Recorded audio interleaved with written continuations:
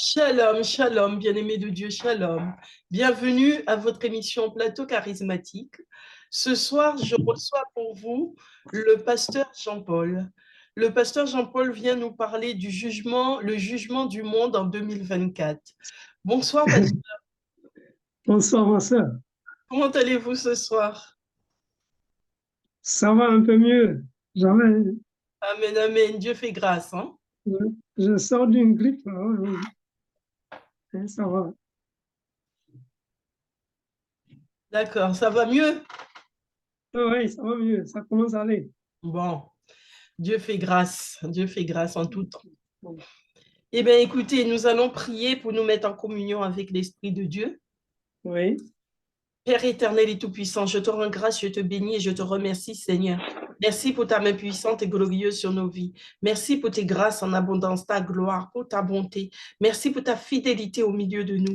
Seigneur, je viens te confier ce moment. Je prie, éternel, que tu bénisses nos lèvres, que tu bénisses chacun de nous, que tu mettes ta parole sur nos lèvres, Seigneur, afin que nous puissions communiquer à tes enfants le message que tu veux leur passer ce soir. Père, prends le contrôle. Prends le contrôle de ce moment, prends le contrôle de tout ce qui sera dit dans cette émission.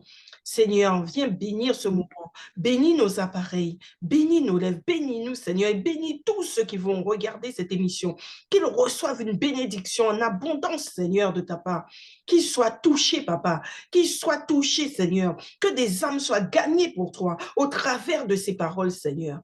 Au nom de Jésus-Christ de Nazareth, j'ai ainsi prié. Amen.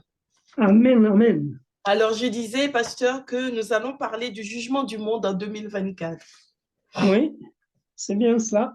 Alors, je vous laisse la parole. Oui, oui. En fait, c'est la suite de ce qu'on a déjà vu, les deux premières émissions. Et là, on va faire une aujourd'hui et on va finir la prochaine fois. D'accord. Ça fera quatre émissions en tout.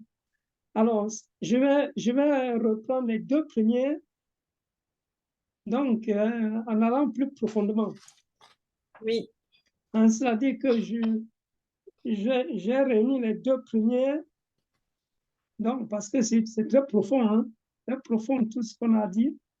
Et donc, les deux premières, je les ai réunies et aujourd'hui, on va rentrer dans les profondeurs des choses. Et D'accord. la semaine prochaine, on va terminer. Enfin, la D'accord. prochaine fois, je sais pas, la semaine prochaine après. Mhm. Donc, le texte de base, c'est Jean chapitre 12, versets 31 et 32. D'accord. Ici, maintenant, c'est le jugement de ce monde. Mhm. Maintenant, le prince de ce monde sera jeté dehors. Et moi, quand j'aurai été élevé de la terre, j'attirerai tous les hommes à moi. Alors, les deux versets ne disent pas la même chose. Mhm. Le premier verset dit, c'est le jugement de ce monde. Ça, c'est ce qui nous intéresse. Ensuite, il dit, maintenant, le prince de ce monde sera jeté dehors. Donc, il y a deux événements qui se passent en même temps. Amen, amen. Le monde est jugé, et pendant que le monde est jugé, le prince du monde est jeté dehors. Mhm. Mais il était où pour être jeté dehors? Il était dedans. Mais dedans Bien quoi? sûr. Mhm. Donc, il y a deux événements. Ensuite, il y a le verset 32 dit, et moi, quand j'aurai été élevé de la terre, j'attirerai tous les hommes à moi. Je vais d'abord faire remarquer qu'au jour d'aujourd'hui, Jésus attire tous les hommes. Amen, amen. C'est-à-dire que le verset 32, lui, il est en train de se faire encore aujourd'hui. Amen. Donc ça, on en parlera demain, Amen. enfin la prochaine fois. OK. OK. Mais aujourd'hui, on va parler du premier verset, verset 31, qui a deux événements importants. Alors, Jésus dit, c'est maintenant le jugement de ce monde. Et en même temps qu'il y a le jugement, il y a aussi la sortie du prince de ce monde. Oui, oui. Alors, au chapitre 14, il va reprendre la parole et au verset 30, il dit, il dit à ses disciples, je ne parlerai plus guère avec vous, car le prince du monde vient.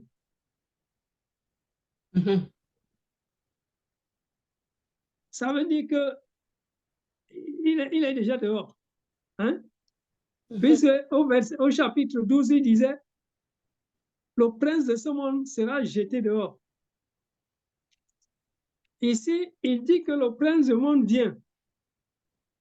Par conséquent, lui ne pourra plus parler avec ses disciples. Et au chapitre 16, il dit ceci,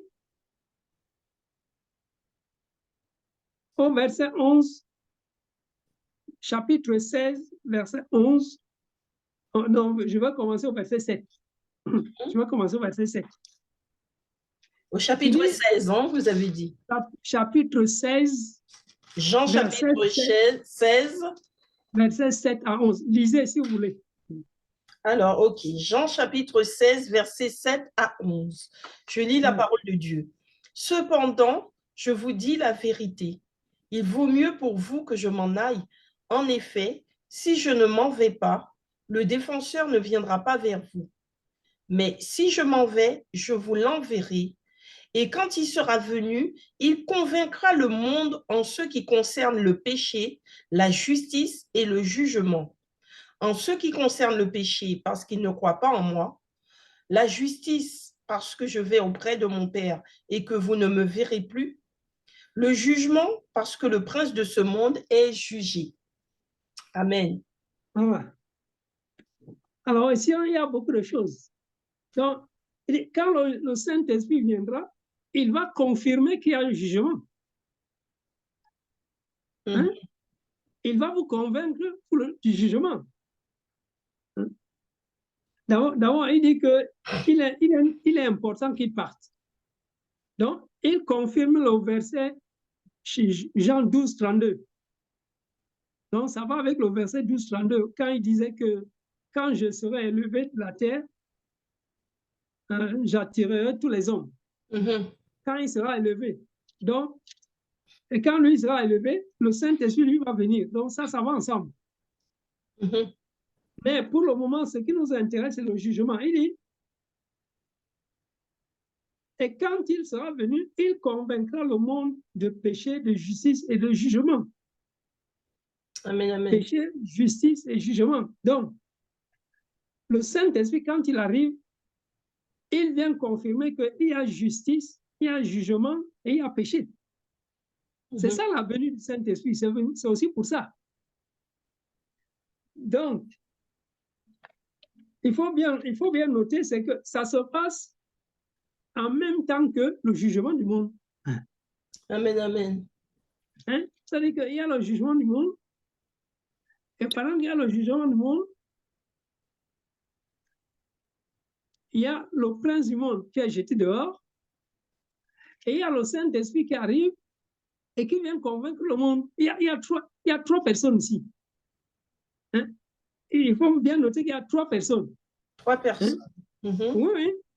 Il y a trois personnes dans ce Jean chapitre 30, Jean chapitre 12, verset 31 et Jean 16, de 7 à 11. Et il y a trois personnes. Et on va ajouter le chapitre 14, verset 30. En fait, le chapitre 16 ajoute une personne. Donc, il y a trois acteurs qui agissent pendant le jugement et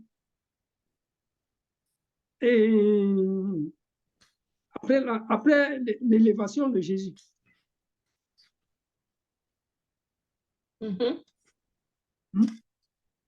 Et pendant le jugement, il y a Jésus qui est élevé et il reste donc le prince du monde et le Saint-Esprit.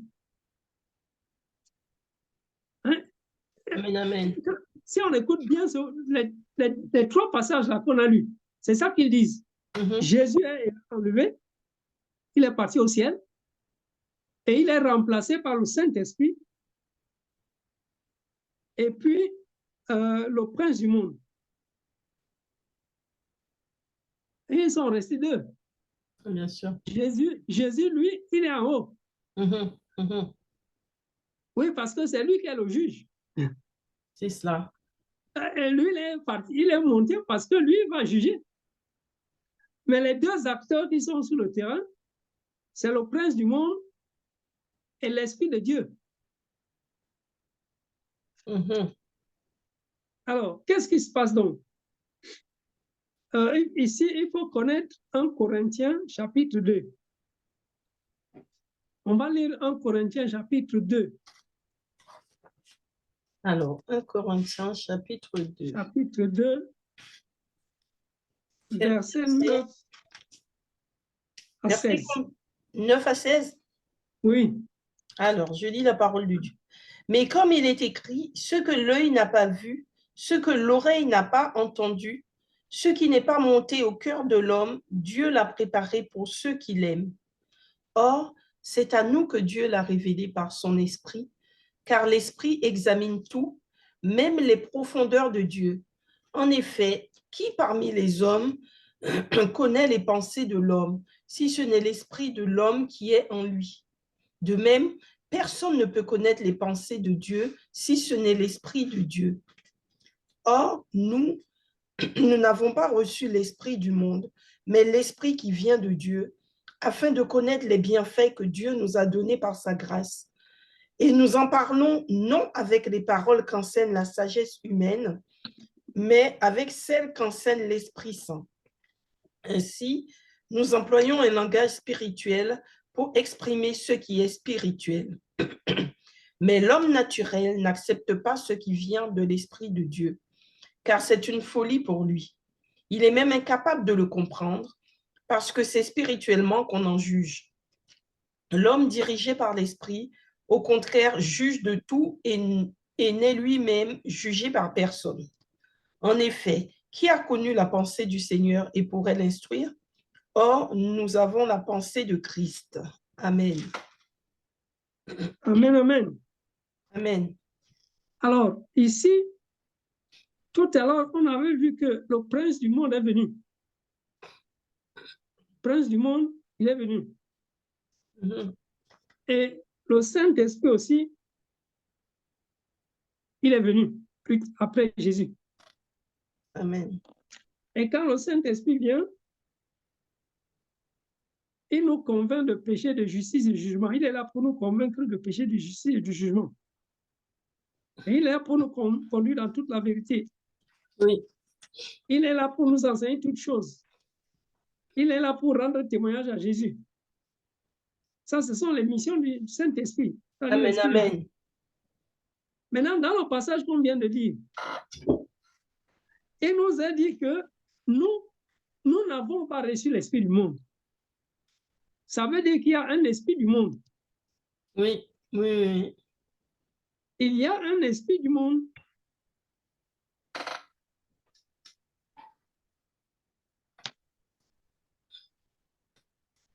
Et donc, est-ce que cet esprit du monde, c'est le même que le prince du monde? On peut dire oui. Oui. Sauf que, il y a quelqu'un qu'on appelle le Dieu de ce siècle, dans 2 Corinthiens 4. Et il y a ce qu'on appelle les princes de ce siècle. Dans 1 Corinthiens 2. Et il y a aussi les enfants de ce siècle.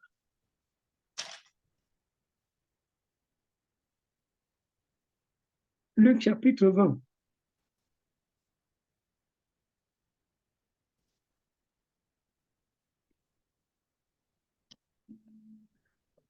Alors, moi, j'ai envie de dire que le prince de ce monde, c'est un prince de ce siècle.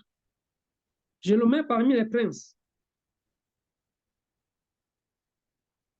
Et le Dieu de ce siècle, je dirais que c'est le Dieu de ce monde. Hein? Parce qu'il y a un qui prend la place, qui se prend pour Dieu. On le trouve dans 2 Thessaloniciens, chapitre 2. On parle du Dieu de ce siècle. Pardon. Oui, il se prend pour Dieu. Donc, j'ai envie de dire que c'est lui. Il est le Dieu de ce siècle. Et puis, il y a le prince de ce monde qui est l'esprit du monde, qui est un prince de ce siècle, qui est parmi les princes de ce siècle. Hein, moi, j'analyse comme ça. Hein, mais je peux me tromper, ça c'est mon analyse à moi. Parce qu'on parle donc, parmi les princes de ce siècle, ça voudrait dire que ce serait une personne habitée de chair? Ah, on ne sait pas, on verra ça plus tard. Non, mais c'est que quand je vois les paroles, je vois le prince du monde, et ici il y a les princes de ce siècle, parce qu'en fait le siècle c'est le monde. Hein? Ben oui. Le siècle c'est souvent le monde. Le siècle, là, c'est souvent le monde. C'est souvent le monde qu'on appelle ce siècle. Hein? Par exemple, dans Hébreux chapitre 1, il a dit que Jésus-Christ, Dieu a utilisé Jésus-Christ pour créer les mondes. Certaines Bibles disent les siècles. Au lieu de dire les mondes, on dit les siècles. Donc, moi, je considère ça que les princes de ce siècle, c'est les princes de ce monde et le Dieu de ce monde. Donc, le prince du monde, je le prends pour un prince de ce siècle avec son Dieu. Donc, il y a un esprit du monde et il y a un esprit de Dieu qui sont à l'œuvre aujourd'hui. Amen, amen. Et j'ai envie d'aller plus loin en disant que ce prince du monde, dans 1 Jean chapitre 5, verset 19, il nous a dit que le malin, le monde entier est au pouvoir du malin.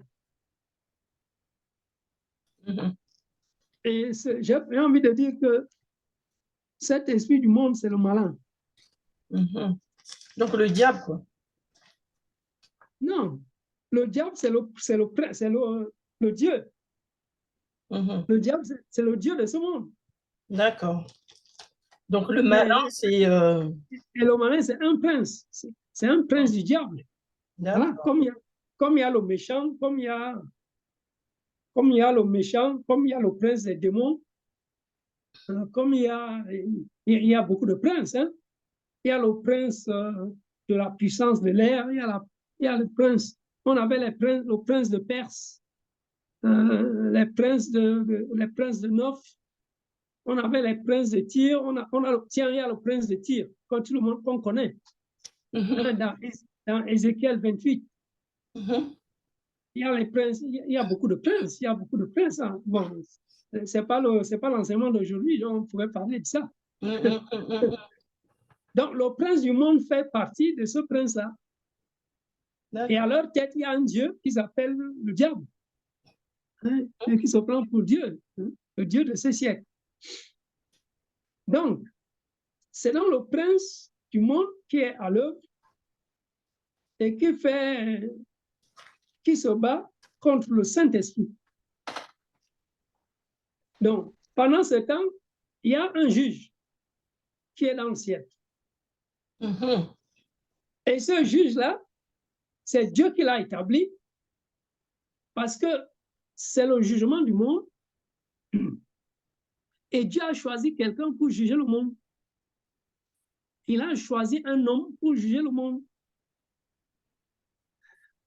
Et cet homme, il l'a désigné avant la fondation du monde. Et c'est seulement aujourd'hui qu'il est venu pour juger. Mais il avait été nommé juge avant la fondation du monde. qui Amen. avait été décidé par la fondation du monde. Amen, amen. Et il avait déjà jugé d'autres procès avant de venir. Avant de venir. Mhm. Oui. Alors, il faut se rappeler, disons qu'il y a plusieurs principes. Là, on passe à un autre volet. Jean chapitre 12, j'ai analysé ça. Maintenant, je passe au jugement. Mhm. Alors, enfin, disons que j'ai d'abord expliqué le contexte du jugement. Hein. C'est le D'accord. contexte du jugement que j'ai donné là. Dans Jean 12, 31 et 32 nous donne le contexte. Il nous reste 20 minutes, pasteur. Hein. Pardon? Il nous reste 20 minutes. Ok, c'est bon. Je pense que je vais finir ce que j'ai préparé pour aujourd'hui.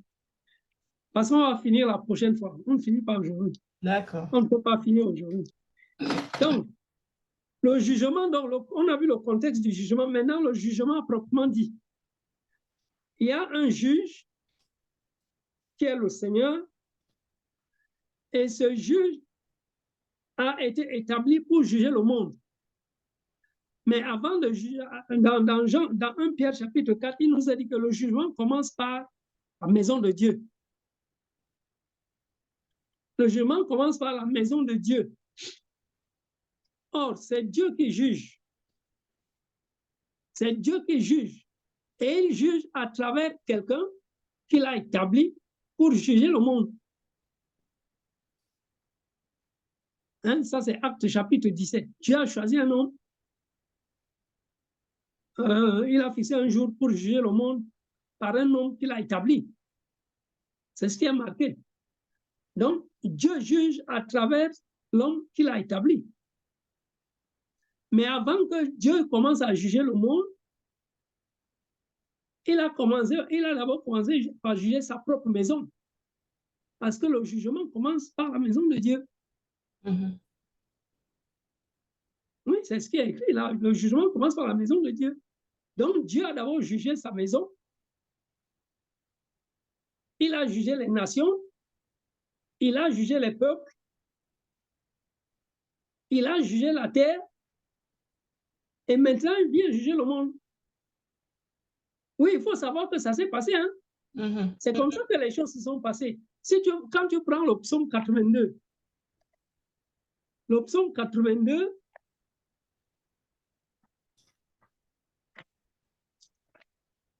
alors, Dieu se tient dans l'assemblée de Dieu. Il juge au milieu des dieux. Mhm. Ce n'est pas sur la terre qu'il est en train de juger. Il juge parmi les dieux dans le ciel.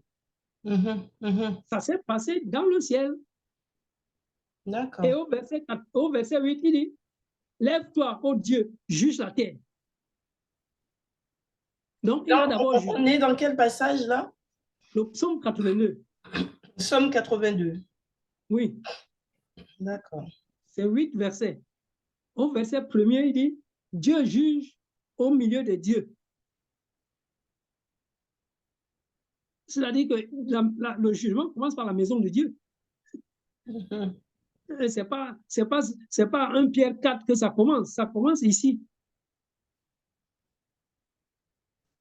Ensuite, il va juger la terre parce que dans le psaume 82, dans le même chapitre, au verset 8, le dernier verset, on lui demande de se lever pour juger la terre. Mhm. Oui. Donc, il va juger la terre après avoir jugé le ciel. Hein? Et au verset 12, au chapitre 12, au chapitre 12 de Psaume, et au verset 6, il dit, maintenant je me lève. Mhm. Ici, au Psaume 82, on lui avait dit, lève-toi et juge la terre. Lève-toi pour juger la terre. Mhm. Mhm. Psaume 12, verset 6, il dit, maintenant je me lève. Mhm. Maintenant je me lève et j'apporte le salut à ceux contre qui l'on souffle. Donc c'est ici qu'il va se lever. C'est là qu'il se lève pour aller juger la terre. Amen, amen, amen. Après avoir jugé les dieux dans le ciel. Et Alors, donc, si on compare à, bon, là, on est en 2024, on peut, parce que là, vous avez intitulé Le jugement du monde en 2024. oui, là, j'explique seulement comment, parce qu'il faut savoir les choses qui se sont passées avant. Il faut D'accord. savoir où on en est. Oui, oui, oui. On en est. C'est-à-dire, Jésus, lui, il est venu juger le monde, mais avant qu'il vienne juger le monde, il y a déjà d'autres jugements qui ont lieu. C'est ce que j'explique. J'explique ce qui a eu lieu avant. D'accord. Pour qu'on comprenne bien où on en est. Donc, Dieu a d'abord, comme dans Pierre nous donne un principe, il dit que le jugement commence par la maison de Dieu. Amen. Et donc, avant que ça commence par l'Église, qui est devenue la maison de Dieu, il y avait une maison de Dieu avant.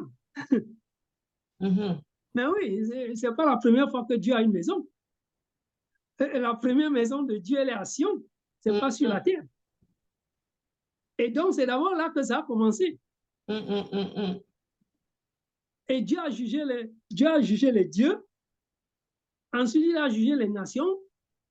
Enfin, non, il a d'abord jugé les peuples. Et ensuite, les nations.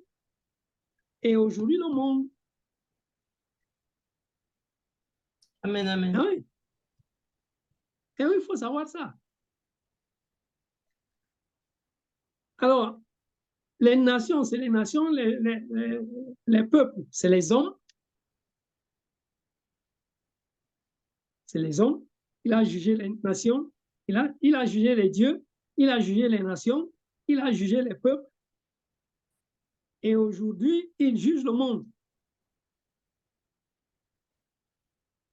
Et donc, pour juger le monde, donc, il a donc établi quelqu'un pour juger le monde. Et ce quelqu'un, c'est lui qui est venu en la personne de Jésus et il a commencé à juger. Et dans Jean chapitre 5, verset 30, il nous dit, il juge selon ce qu'il entend, parce que Dieu juge à travers lui. Et c'est comme ça que ça se passe. Ce n'est pas lui qui juge, c'est Dieu qui juge. Et Jésus, lui, il est là pour prononcer les jugements. C'est-à-dire que Dieu utilise sa bouche pour parler. D'accord. Hein? C'est comme il avait dit à ses disciples, quand on vous amènera au tribunal, ne vous inquiétez de rien, parce que c'est le Saint-Esprit qui va parler avec votre bouche. C'est comme ça que ça se passe avec Jésus. C'est-à-dire que Dieu parlait avec sa bouche. À travers le Saint-Esprit. Hein? C'est comme ça qu'il juge le monde. Bon. Maintenant, dans l'émission précédente, je l'avais dit, les chrétiens, ceux qui croient aujourd'hui, ne sont pas jugés. Ceux qui croient en Jésus, ils ne sont pas jugés avec le monde. Eux, ils vont être jugés après par le Seigneur. Le Seigneur va les juger après, quand ils seront enlevés dans le ciel. D'accord. Mais aujourd'hui, ce sont les incrédules qui sont jugés. Et Dieu prononce, c'est Dieu qui juge. C'est Dieu qui les juge à travers Jésus. Donc, Jésus, ce n'est pas Jésus qui les juge, c'est Dieu qui utilise Jésus pour les juger. Il faut bien comprendre cela. D'accord. Alors, ensuite,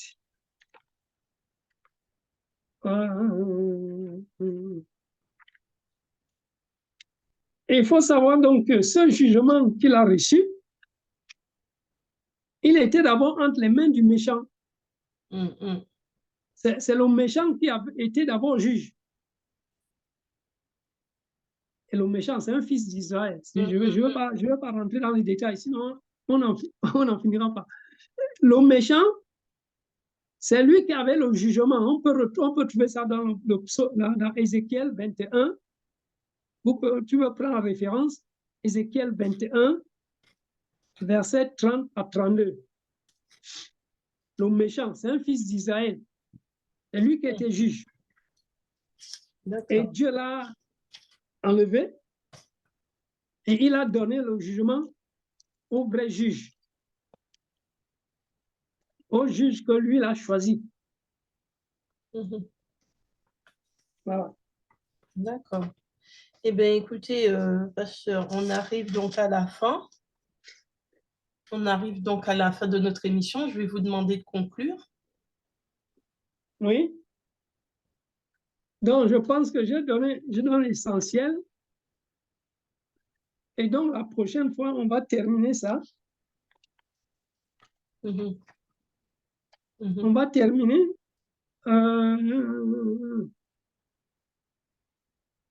Non, j'ajoute un élément. J'ajoute un élément. C'est par ça qu'on va commencer la prochaine fois. C'est que le jugement a lieu par le feu. Le D'accord. jugement a lieu par le feu et le châtiment vient après, par l'épée. Et entre les deux, il y a la coupe.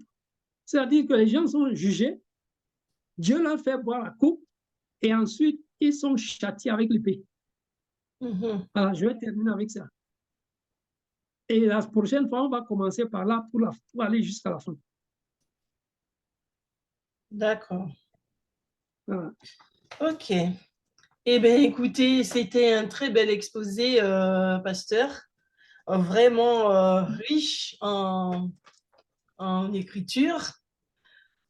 En tout cas, je vous remercie pour ce bel exposé et je souhaite à tous nos téléspectateurs de pouvoir continuer à exploiter ces éléments qu'on vous donne, tous ces éléments d'approche, de les étudier, de regarder et surtout, si ça peut vous aider à approfondir votre foi, n'hésitez pas.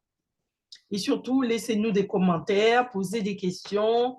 Si vous avez des questions par rapport à ce qui se dit, à ce que vous avez entendu, n'hésitez pas à poser des questions, à laisser des commentaires. Amen, amen. Hein? Amen. Amen. Donc, la prochaine fois, on commencera par le jugement, le jugement qui a lieu par le feu et le châtiment par l'épée. Oui. En fait, l'exercice du jugement. Là, ici c'est